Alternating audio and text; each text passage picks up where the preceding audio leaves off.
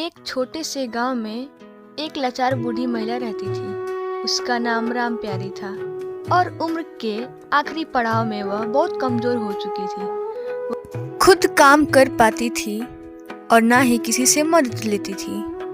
बुढ़ापे के कारण उसके शरीर में ताकत नहीं बची थी। सर्दी का मौसम शुरू हो चुका था और ठंडी हवाएं चलने लगी थी। गांव में एक ठंडी और बर्फीली रात आई, जिससे सभी लोग अपने घरों में आग जलाकर बैठ गए थे। लेकिन प्यारी के पास न तो कोई अच्छा बिस्तर था और न ही आग जलाने के लिए लकड़ी। वह कांपती हुई अपनी टूटी फूटी चटाई पर लेटी हुई थी और उसका शरीर कपकपा रहा था। गांव में कुछ बच्चे खेल रहे थे। अचानक उनकी नज़र राम प्यारी पर पड़ी। वे उसकी हालात देखकर बहुत दुखी हुए। बच्चों में से एक ने अपनी माँ से कुछ लकड़ी का सामान लिया और अन्य बच्चों के साथ राम प्यारी के पास गया। नानी, हम आपके लिए आग जला देते हैं, एक छोटे लड़के ने कहा। राम प्यारी ने धीरे से मुस्कुराकर कहा, बच्चों, तुम इतने छोटे हो, क्या तुम मेरी मदद कर सकोगे? बच्चों ने मिलकर थोड़ी लकड़ी एकत्र की और राम प्यारी के पास आग जलाई। जैसे ही आग की गर्मी उसके पास पहुंची, राम प्यारी के चेहरे पर राहत की लहर दौड़ गई। कुछ देर बाद एक गांव वाला आया। उसने राम प्यारी से पूछा, क्या तुम ठीक हो? सर्दी बहुत बढ़ गई है। राम प्यारी ने कहा, अब ठीक। कुछ देर बाद एक गांव वाला आया। उसने राम प्यारी से पूछा, क्या तुम ठीक हो?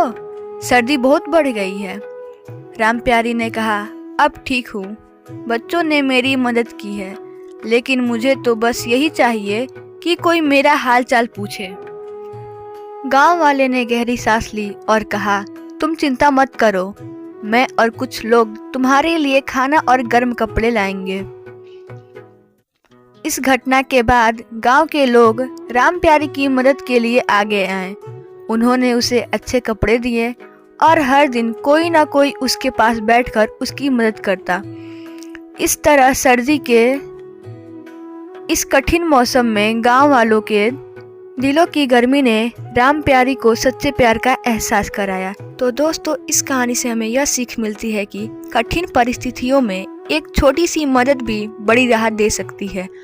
अगर हम एक दूसरे का साथ दे तो हम सब मिलकर मुश्किलों का आसान बना सकते हैं।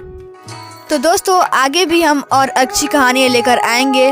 तब तक के लिए आप हमारे चैनल पर बने रहिए और साथ ही साथ हमारे वीडियो को लाइक करिए, शेयर, कमेंट और हमारे चैनल को सब्सक्राइब करिए। धन्यवाद।